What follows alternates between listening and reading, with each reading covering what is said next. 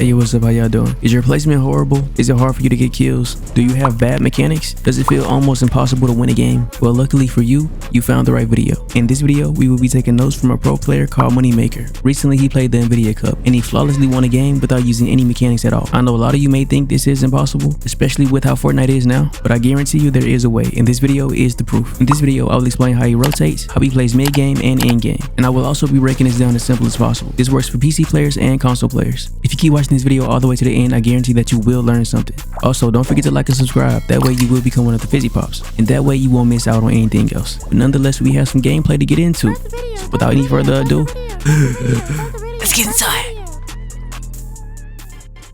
Okay. What do we know? If you're an average player that just randomly plays events from time to time, then you're on the right track. What most players do is load in, they land somewhere that's not a popular spot, they stay there, and then they rotate really late into circle, and they're most likely gonna die when they come across the wrong person. If this is your playstyle, how do you change it to where you can win more games? First of all, who is MoneyMaker? To put it simple, he's a young, Swedish professional Fortnite player known for his exceptional controller mechanics. He's one of the youngest controller players to ever compete in the FNCS. He started playing Fortnite in 2018, he was 9 at the time, and he reached the global championships by 2023. And if you're asking me, that's not that bad. But that was 2023, which was 3 years ago.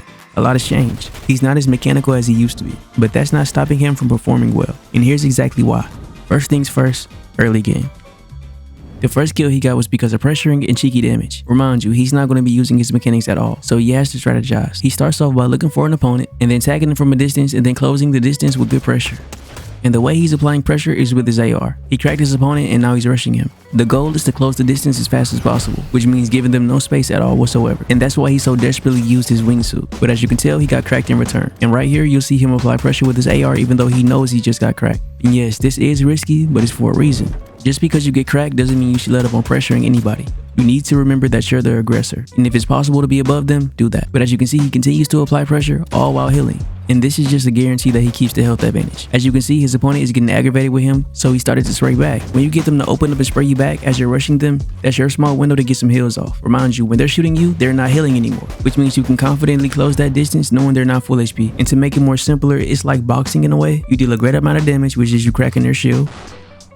Then you constantly work your way closer while also defending yourself. The closer you get, the more pressure you apply. Then depending on the person, eventually they'll drop their defense and focus solely on offense. That's why most of the time when you beam people and rush them, they start building up and try to build fight you. Some people will drop all of their defense to focus solely on offense when they don't have enough time to heal. You need to take advantage of this. If they're not healing and they're being aggressive towards you, their HP stays the same. But the whole entire time you were rushing them, you were getting them weaker and weaker and weaker while protecting yourself. And when it's time for the kill, all you have to do is get one shot. You have the health advantage. I don't recommend it, but you can also win it 50-50. No matter who hits harder, he's gonna win this 50-50 every single time. That's because when he got him weak, his opponent never had time to heal up. So he was pretty much about as weak as a pickaxe. So in this type of situation, all you would need is a simple tag. And this could be more helpful than you know. Even if somebody's really good at the game, you can still kill them if they're weak enough. Remember that. Moving on. When you rotate, you need to be able to farm while looking forward. This may not seem like a big deal, but it is. You want to work your way towards the center of every single zone while farming. This saves you time and guarantees that you will get into circle with proper material. I know a lot of us tend to go to circle and farm mass, but the thing is, what we do is we face back. Basically, you won't be looking towards circle or the way that you're going.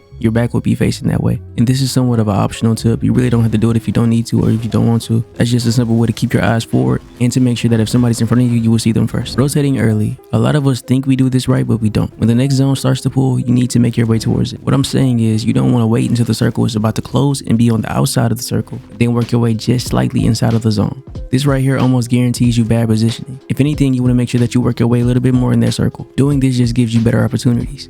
And when that circle closes, most likely there's going to be somebody rotating in behind you or in front of you. Now pay attention to what I just said. Since you rotated early, there's going to be somebody rotating in the circle behind you or in front of you. By then, you should already have your little spot somewhere set up. But let's say you didn't rotate early and you were that same person rotating in late, you would be the one getting looked at every single time you rotate into circle. And that's because you didn't establish yourself properly. That's why it's important to always make sure that you rotate in every single time the circle moves. As the circle's closing, I mean right away, once you know where the circle's going to be at, work your way there before the circle even closes. And I know this may seem scary and you may feel like you're going to get focused or something, but as long as you do this quickly and find somewhere to sit, you'll be good. Nobody's going to bother you. All of the action is going to be near the outside of the circle, and that means even less attention on you when you have to rotate. So lurk if you have to, and no, you don't have to be desperate for any kills. And as you can see, that's what he does right here. Everybody's trying to rotate. Remind you, he's already in zone. He's just getting free tags at this point. They're trying to get in, he's already in, and he's getting beams on them as they're getting in. And as you can see, everyone else is doing the exact same thing. Sometimes they'll be one shot, sometimes they won't be. You also want to make sure that you're slightly elevated or at a distance from other people. You don't want to be close to anyone when you're doing this. And to avoid unnecessary conflict, don't fight for height. If you see a mountain, in other words high ground, and you think it'd be a good idea to go up there, don't do it, because most likely somebody else is thinking the same thing. I recommend you to get in where you fit in. If you found a nice position and nobody's bothering you, stay right there. You also want to make sure that the person in front of you leaves before you rotate. You shouldn't go into that person in front of you goes. If you skip them or cut in line, you'll be in front of them. And if you're in front of somebody on Fortnite, most likely they'll shoot you from behind. So rotate as they rotate. In other words, you're just rotating as a group. You want to look around and pay attention to see who's rotating. If there's 1 or 2 people in the air using the wingsuit, that is your chance to use the wingsuit. Do not wait until you're the only person in the sky. This is going to redirect everybody's attention away from you. Looking back after almost every rotation, and you may not think that this is important, but I guarantee you it is. If you watch any other pro, you'll notice they're doing this exact same thing, and if they just so happen to make it, when they rotate into zone low, you'll notice that they will sit right there near the side where the zone is closing and get tags on everybody that's still rotating in. And since they're near the outside of the zone, nobody's in front of them, so that means that there's nobody in front to shoot them. When they open up their box to get these tags, there will always be somebody rotating in late behind you, and if you land before them and you get in before them, you will always have a free window to get these tags.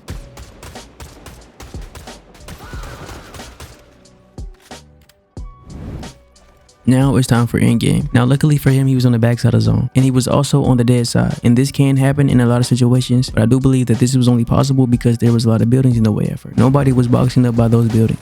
So when it came time to rotate, nobody was looking at him. That made this a dead side. And I want you to pay attention to what he does next. Instead of just rotating in with everybody else, landing on their boxes and stuff like that, as you can see, he's rotating with the storm. He also went back for his refresh. He's not building too far out of it. He's just barely peeking out of the storm. Also pay attention to the tunnel method that he's using. He's not on high ground and he's not on low ground. He's mid ground, or whatever you prefer to call it. As you can see, storm is moving too fast for him to keep up with, so he decides to rotate with the rest of the troop. If you have the chance to stay up a little bit and don't be low ground, good for you. You should always go for that. Don't settle for less. Now that he's back in circle again, all he has to do is make sure that he keeps what he had before, and that's why he didn't stay on the same level as the person he landed on. And remind you, he did not land in the center. He landed all the way at the top and at the closest end to zone, which means he's doing the exact same thing he did earlier. Rotate in earlier before everybody else and get tags on everybody else that's rotating in after you. The fact that he went to the top corner allowed him more time to shoot and beam people out the air. If he would have landed anywhere else, then he would have been the one still rotating. But the fact that he landed top edge of the circle, he had more time to remain in the circle, once again rotating while somebody else is in the air. The fact that he was pretty much the last person to rotate allowed him to visualize where everybody was at. He noticed that nobody was on height at the time, so he took this as an advantage to go up.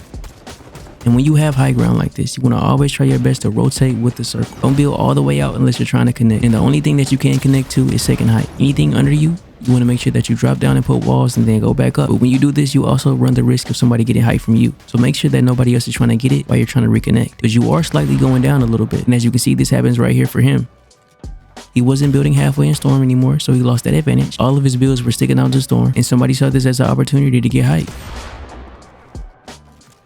You want to continue to apply pressure. Doing this will also speed up the time to them getting eliminated. Also, you want to always make sure that you're paying attention when you're on height. Anybody can sneak up on you, wrap around you, camp under you. This happens to him as well. And then he was on the defensive and he was forced to go down. If he continued to fight for height and stay on height, he would have just lost more mats. But as you can see, he decided to go down. The only reason he didn't die right here is because he went down. And he also got his revenge on the guy that took height from him, because he didn't expect him to still be in storm.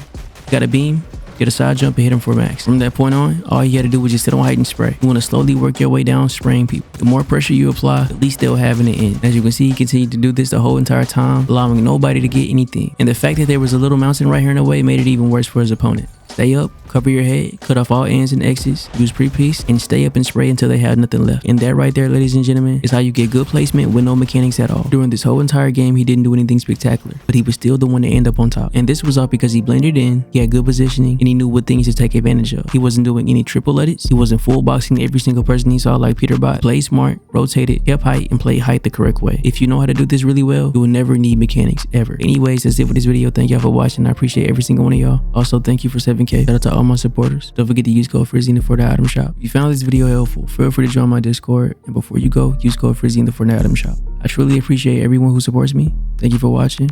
Have a good day, have a good night, and also, bye. Mayonnaise.